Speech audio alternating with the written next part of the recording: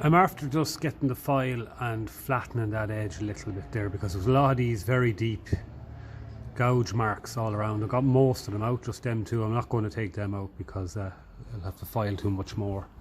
And I gave in there a bit of cleaning inside there. There's the odd gouge mark that's below the surface now at this stage of the game. So you can see the original bearings, or needle bearings, are in there.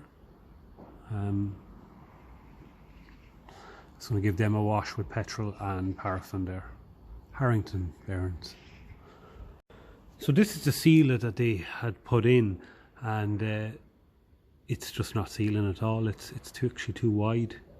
So like a seal should never be able to do that. You know, and the spring,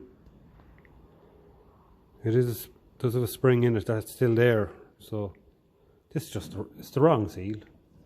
The original seals were kind of a leather seal. They're very thick. So if I can't get that seal in that I've ordered, I have no choice but to use the other timing cover that has the original style seal in it.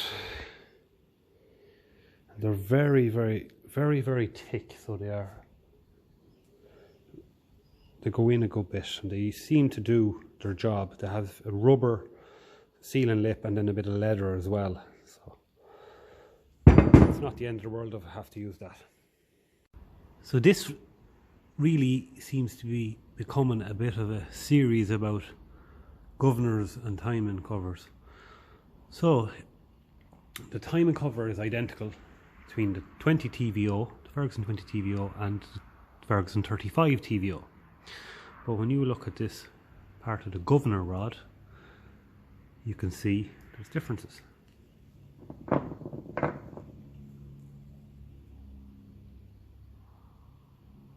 So I'm going to stick with the 35 one, obviously, regardless of which cover I use. So this is the starting handle dog nut that goes into the pulley, and as you can see, people were using punches to take it off before. It's very, very hard metal, so I can only imagine the wallop that took to put that dent in it. And this is another one that I have in my spares parts. I just made sure that the threaded part was the same length, and I ran this into the end of the crank just to make sure that it goes in nice and easy. Now, as you can see, there's the odd mark from punch on this, but in general it's nothing that a bit of filing can't clean up anyway, and it's in far better condition. And this area here now, the bolt or the nut shape on it there is a lot straighter than the other one, so I'm going to go with this, and that should make using the starting handle a bit safer really as well. So yeah, I'm happy with the finish on this pulley. I've seen them far rougher than that. So I have my new seal for this that goes into the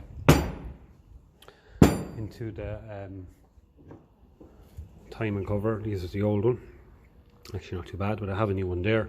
I just again have to figure out which one of them I'm going to use based on whether or not I can get that new governor rod seal. If not, I'll be using this old one.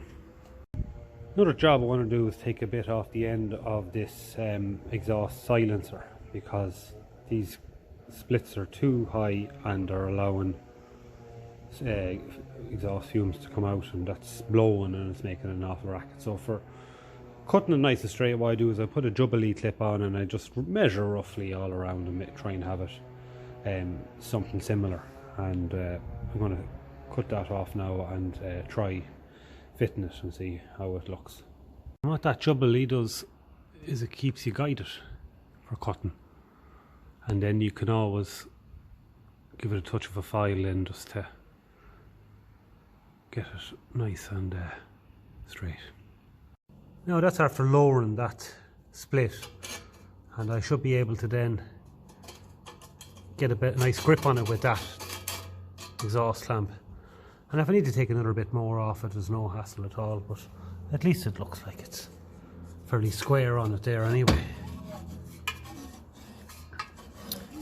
So that's the idea.